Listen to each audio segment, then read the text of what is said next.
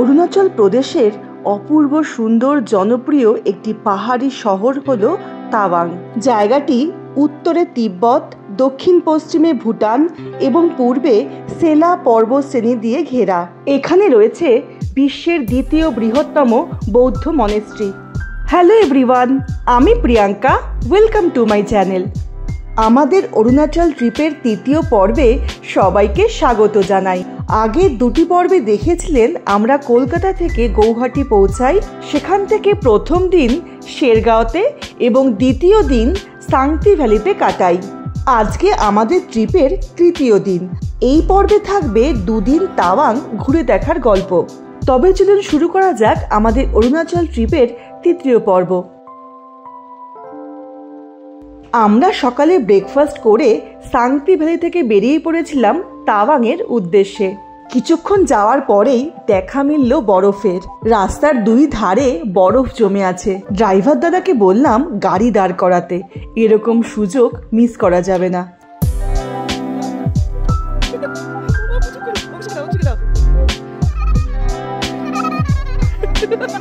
Main রাস্তা থেকে ডান দিকে একটা রাস্তা চলে গেছিল সেলা পাসের দিকে। সেদিন সেলা পাসে যাওয়ার রাস্তা বন্ধ করা ছিল। আসলে অনেক বেশি বরফ পড়লে বা খারাপ ওয়েদার থাকলে নিরাপত্তার কারণেই রাস্তা বন্ধ করে দেয়। কিছু করার নেই, পাহাড়ে এরকম হতেই পারে। তাই আমরা এগিয়ে চললাম সেলা টানেলের দিকে।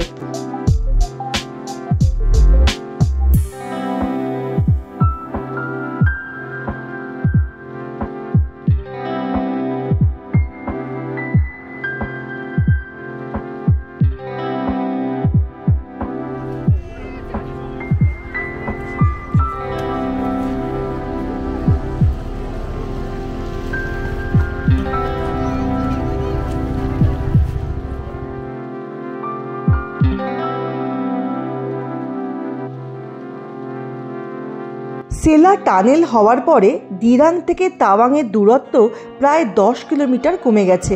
9 মার্চ 2024 সালে এই টানেলটি সবার জন্য খুলে দেওয়া হয়। সেলা পাস থেকে 800 মিটার নিচে এই টানেলটি হওয়ার পরে শীতকালে গাড়ি যাতায়াত করতে খুব সুবিধা হয়েছে।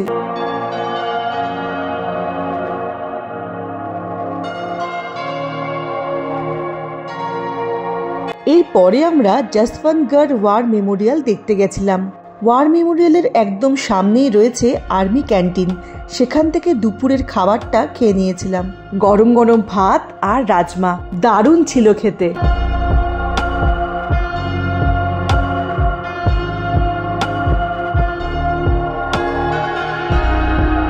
অরুণাচল প্রদেশের নুরানাং জেলায় অবস্থিত এই ওয়ার মেমোরিয়ালটি বীর সৈনিক যশবন্ত সিং রাওয়াতের স্মরণে তৈরি করা হয়েছিল।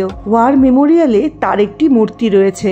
তিনি উত্তরাখণ্ডের 4th গাড়োয়াল রাইফেলসের একজন ভারতীয় রাইফেলম্যান ছিলেন। ভারত চীন যুদ্ধে তার সাহসিকতার কাহিনী শুনলে গর্বে বুক ভরে ওঠে। যুদ্ধের সময় পরিস্থিতি বুঝে তাদের নিজেদের পোস্ট ছেড়ে পিছু হটতে বলা হয়েছিল, কিন্তু রাইফেলম্যান যশবন্ত সিং তার পোস্টেই ছিলেন। 3 দিন ধরে চীনা সৈন্যদের বিরুদ্ধে একা যুদ্ধ করে গেছিলেন। যশবন্ত সিং বুদ্ধি করে বিভিন্ন স্থানে এমনভাবে অস্ত্র স্থাপন করেছিলেন যে চীনা সৈনিকদের মনে হচ্ছিল এখানে অনেক ভারতীয় সৈন্য রয়েছে। কিন্তু 3 দিন পর তারা জানতে পারেন যে তিনি একাই রয়েছেন। ক্ষুব্ধ চীনা সৈনিকরা তাকে আক্রমণ করেন এবং তিনি শহীদ হন। সেই কঠিন সময় স্থানীয় 2 মেয়ে সেলা এবং নোরা তাকে সাহায্য করেছিলেন। সেই 2 সাহসী নারীকে সম্মান জানাতেই সেলা পাস এবং নুরানাং জলপ্রপাতের নামকরণ করা হয়েছিল। পাহাড়ের ওপরে যুদ্ধের সময় ব্যবহার করা বাংকারগুলো এখনো রয়েছে।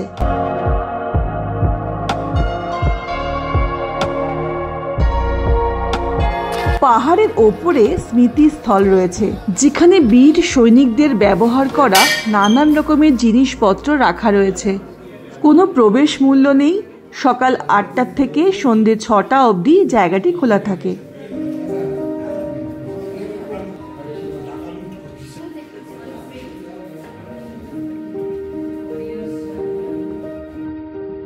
ওয়ার মেমোরিয়াল থেকে প্রায় 25 কিলোমিটার দূরে রয়েছে নুরানাং জলপ্রপাত। আমাদের আসতে সময় লেগেছিল প্রায় 1 ঘন্টার মতো। গাড়ি থেকে নেমে কিছুটা পথ হেঁটে নামতে হবে।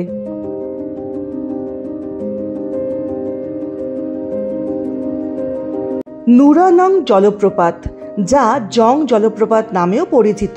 স্থানীয় লোকেদের কাছে এটি বং বং জলপ্রপাত নামেও পরিচিত।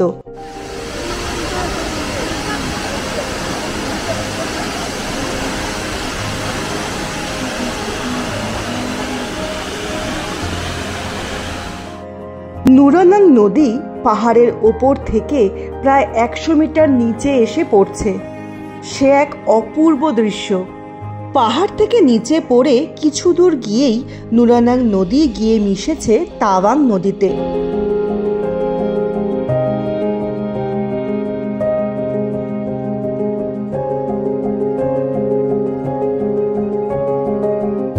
ওয়ার মেমোরিয়ালে যে সাহসী মেয়ে নোরার কথা আমরা জানতে পেরেছিলাম, তার নামেই এই জায়গার নাম রাখা হয়েছে। নুরানাং নদী এবং জলপ্রপাতের নামকরণে তার সাহসিকতাকে স্মরণ করা হয়।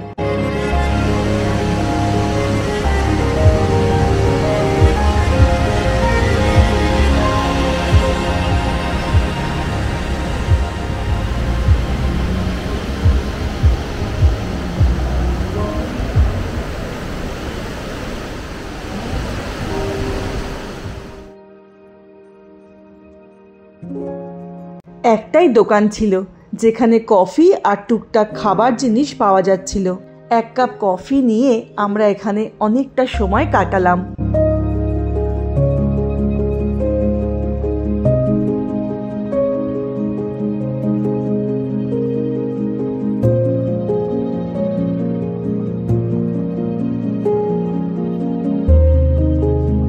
আমরা যখন তাওয়াংয়ে আমাদের হোমস্টেতে পৌঁছাই তখন প্রায় বিকেল 5টার মতো বাজে।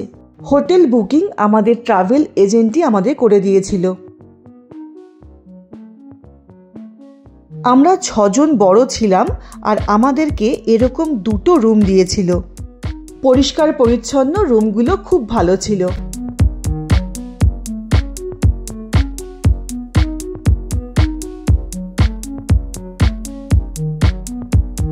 রুমের সাথে ছোট একটা ডাইনিং এরিয়া ছিল।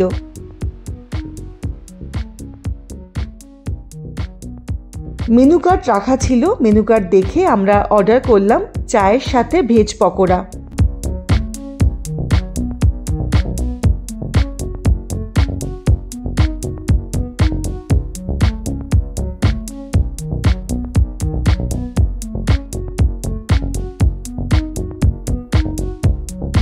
রাতে ডিনারে খেয়েছিলাম চিকেন ফ্রাইড রাইস আর চিলি চিকেন।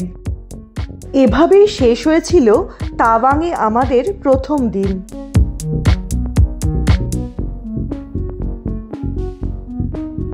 তাওয়াংয়ে আমাদের দ্বিতীয় দিন।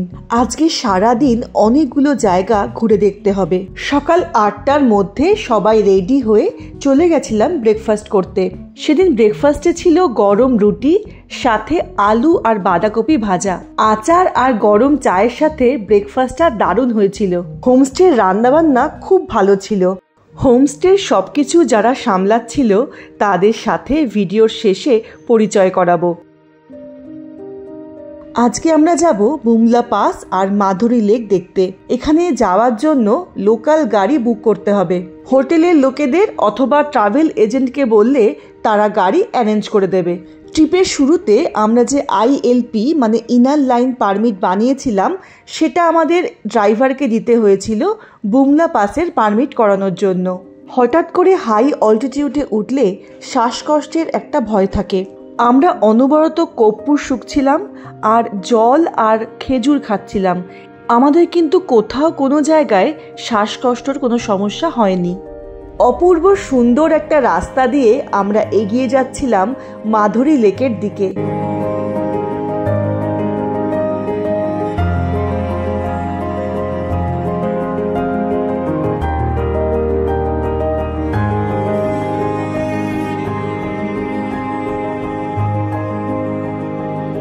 হিমালয়ের মাঝখানে অবস্থিত অরুণাচল প্রদেশে অনেক সুন্দর সুন্দর লেক রয়েছে, তবে মাধুরী লেক তাদের মধ্যে সব থেকে সুন্দর লেক। লেকটির আসল নাম হলো সাঙ্গেতসার লেক বা সাঙ্গেতসার সো। বলিউড মুভি কোয়েলার অনেক দৃশ্য এখানে শুট করা হয়েছিল। তারপর থেকেই এই লেকটি মাধুরী লেক নামে বিখ্যাত হয়। ভূমিকম্পের ফলে এই লেকটি তৈরি হয়েছিল। এই অপূর্ব সুন্দর লেকটি সমুদ্র পৃষ্ঠ থেকে প্রায় 12,165 ফুট উচ্চতায় অবস্থিত।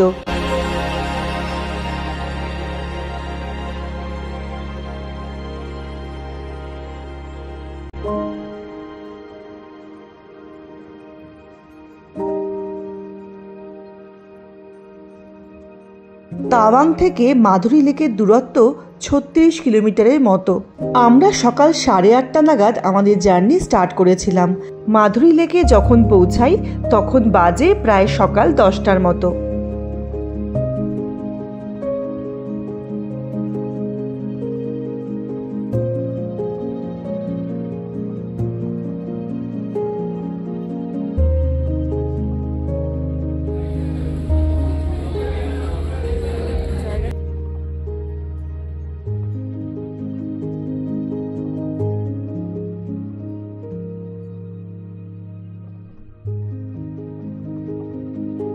এত অপূর্ব ছিল জায়গাটা, কি বলবো, আমাদের যেতেই ইচ্ছা করছিল না।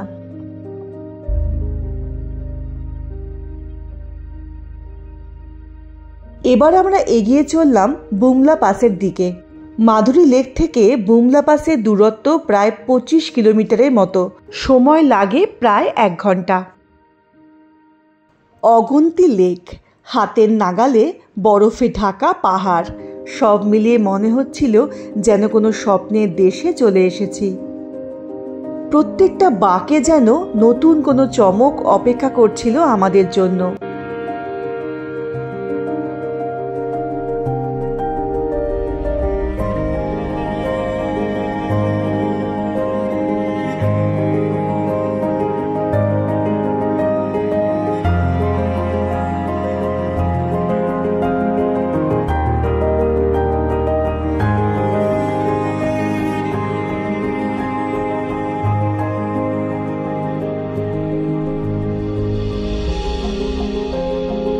বুমলা পাসে পৌঁছে আমাদের একটা জায়গায় কিছুক্ষণ অপেক্ষা করতে হয়েছিল।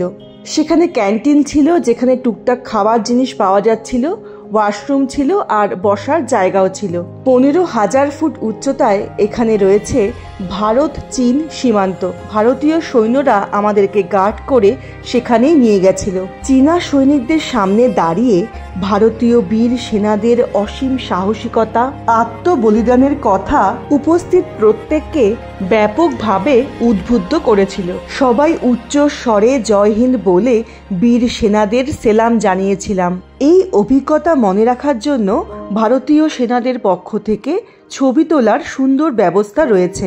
যৎসামান্য টাকায় পাওয়া এই ছবিটি আমাদের কাছে অমূল্য এক সম্পদ। যেহেতু খুব সেন্সিটিভ এরিয়া, তাই নির্দিষ্ট কিছু জায়গা ছাড়া ছবি তোলা বা ভিডিও করা কঠোরভাবে নিষিদ্ধ। বুমলা পাসের পাশেই রয়েছে যোগেন্দ্র সিং ওয়ার মেমোরিয়াল। এরপরে আমরা সেখানেই গেছিলাম। ভারতীয় সেনারা আমাদের যোগেন্দ্র সিং এর কথা বলেছিলেন। 23শে অক্টোবর 1962 সালে চীনা সৈন্যরা বুমলার পথ ধরে ভারতে আক্রমণ করেন। লক্ষ্য ছিল তাওয়াং অধিগ্রহণ। 20 জন বীর শিখ সেনা সুবেদার যোগেন্দ্র সিং এর নেতৃত্বে প্রথম 2 দফার আক্রমণ প্রতিরোধ করতে সক্ষম হলেও বারবার চীনা আক্রমণের সামনে শেষ রক্ষা করতে পারেননি। যখন গুলিগোলা শেষ হয়ে যায়, বীর সেনারা নিজেদের প্রাণের পরোয়া না করে বেয়োনেট নিয়ে চীনা সৈন্যদের ওপরে ঝাঁপিয়ে পড়েন। যোগেন্দ্র সিং জীবিত ধরা পড়েন। তার ওপরে চীনা সৈন্যরা অমানবিক অত্যাচার শুরু করে, কিন্তু তিনি সেই ভয়ঙ্কর অত্যাচার সহ্য করেও ভারতীয় সেনার কোনো তথ্য তাদেরকে দেননি। দেশের প্রতি তার এই আত্মত্যাগকে আমরা করজোড়ে প্রণাম জানাই। বুমলা পাস থেকে তাওয়াং ফেরার পথে আমরা গেছিলাম শ্রী শম্ভু টেম্পলে, চারিদিক দিয়ে পাহাড়ে ঘেরা লেকের ওপরে অপূর্ব সুন্দর একটি শিব মন্দির।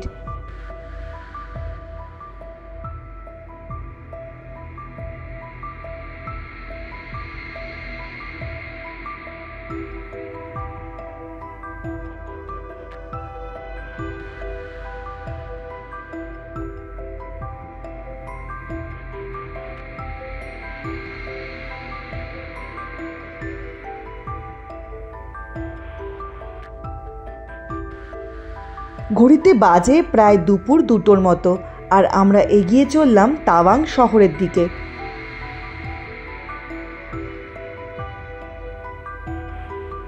তাওয়াং শহরের মধ্যে রয়েছে বড় একটি বুদ্ধা স্ট্যাচু। জায়গাটি giant Buddha statue and temple নামে পরিচিত।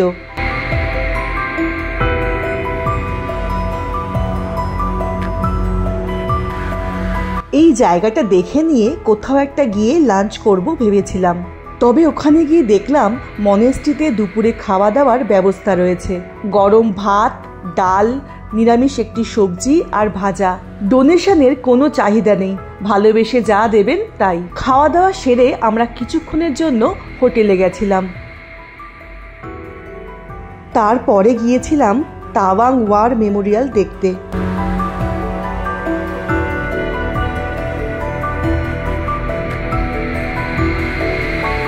তাওয়াং ওয়ার মেমোরিয়াল হলো একটি বৌদ্ধ মন্দির, যা নামগিয়াল চটের নামেও পরিচিত। 1962 সালের ভারত চীন যুদ্ধে শহীদ সৈনিকদের স্মরণেই এই ওয়ার মেমোরিয়ালটি তৈরি করা হয়েছিল। স্তূপের চারপাশে বেশ কয়েকটি পতাকা রয়েছে, যার মধ্যে রয়েছে ভারতীয় পতাকা, সেনাবাহিনী এবং বিমান বাহিনীর পতাকা এবং যুদ্ধে অংশগ্রহণকারী 27টি রেজিমেন্টের পতাকা। তাওয়াং ওয়ার মেমোরিয়ালে প্রায় 2420 জন শহীদের নাম খোদাই করা রয়েছে।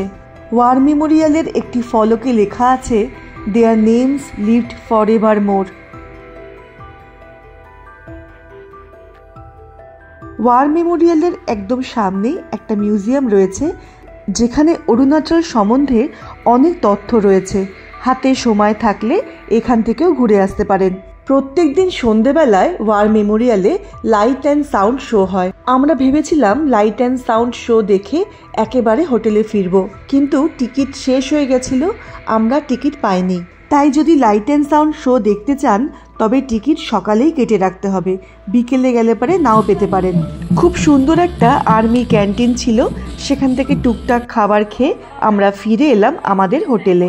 ডিনারে খেয়েছিলাম ভাত, ডাল, আলু ভাজা আর ডিমের ঝোল। তাওয়াংয়ের দ্বিতীয় দিন আমাদের এইভাবেই শেষ হয়েছিল।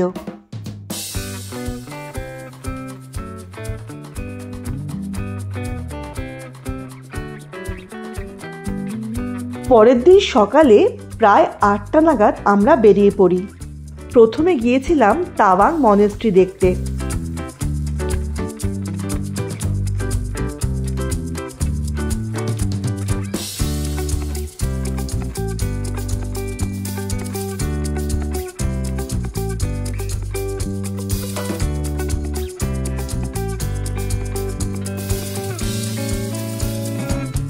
তাওয়াং মঠ হল ভারতবর্ষের অরুণাচল প্রদেশে অবস্থিত একটি বৌদ্ধ বিহার।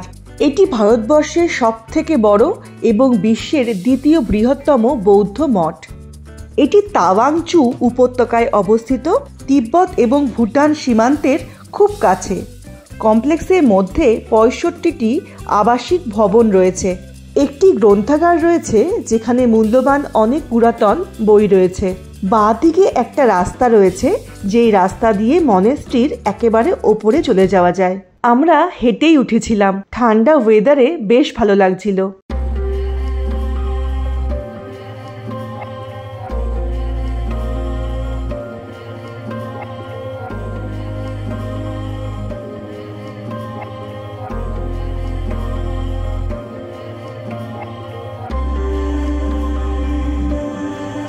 রাস্তা বেশিক্ষণের নয়, আমরা মোটামুটি 15 মিনিটের মধ্যেই পৌঁছে গেছিলাম।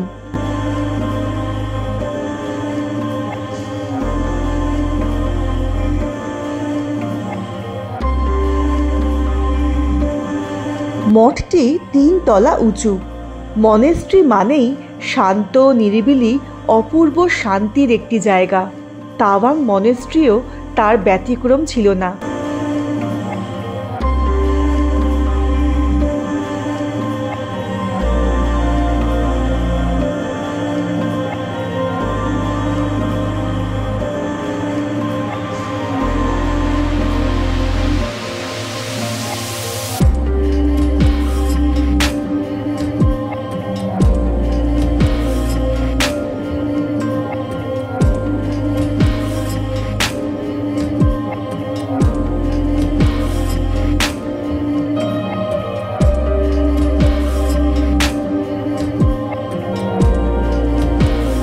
মনেস্ট্রি থেকে পুরো তাওয়াং শহরটাকে দেখা যায়। সে এক মনোরম দৃশ্য।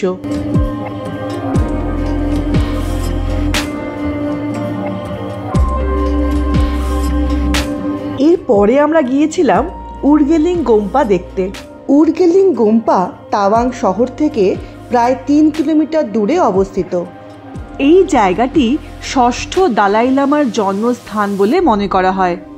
এই মঠটি 1487 খ্রিস্টাব্দে এখানে তৈরি করা হয়েছিল এবং পরম পবিত্র ষষ্ঠ দালাই লামা 1683 সালে এখানে জন্মগ্রহণ করেছিলেন। জন্মের পরে তিনি এই উর্গেলিং গ্রামেই বসবাস করেছিলেন। এটি একটি ছোট্ট মঠ যা বৌদ্ধ ধর্মে বিশ্বাসী মানুষদের কাছে খুবই তাৎপর্যপূর্ণ একটি জায়গা।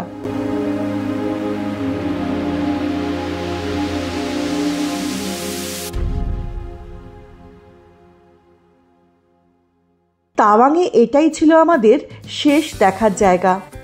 ঘড়িতে বাজে প্রায় 11টার মতো। আমরা ফিরে এলাম আমাদের হোটেলে। ব্রেকফাস্টে ছিল রুটি, ঘুগনি আর চা। তাওয়াংয়ে আমাদের এই হোমস্টেতে আসার পরে আমরা 2 দিন ধরে শুধু এই দুজনকেই দেখেছিলাম। জিজ্ঞেস করতে জানতে পারি এটা ওদেরই বাড়ি। বাড়ির সবাই মিলে হোমস্টে চালায়। তবে এই কদিন বাড়ির আর কেউই ছিল না। ওরা দুজন মিলে সব কিছু সামলেছে। ঘর পরিষ্কার করা থেকে রান্না করা অবধি সমস্ত কাজ এত নিপুণভাবে করেছিল, না বললে আমরা জানতেই পারতাম না। দুজনে কিন্তু পড়াশোনাও করে। ওদেরকে অনেক অনেক ভালোবাসা আর শুভেচ্ছা জানিয়ে আমরা বেরিয়ে পড়লাম তাওয়াং থেকে। আমরা এগিয়ে চললাম অরুণাচল প্রদেশের আরেকটি সুন্দর জায়গা বমডিলার দিকে। এই পর্বটি আমি এখানেই শেষ করছি। অরুণাচল প্রদেশের 3য় পর্বটি আপনাদের কেমন লাগলো কমেন্ট করে জানাবেন। ভিডিওটি দেখার জন্য ধন্যবাদ। খুব তাড়াতাড়ি ফিরে আসবো পরের পর্ব নিয়ে। এরকম আরো অনেক ভিডিও দেখার জন্য চ্যানেলটিকে সাবস্ক্রাইব করে নেবেন। ভালো থাকবেন। নমস্কার।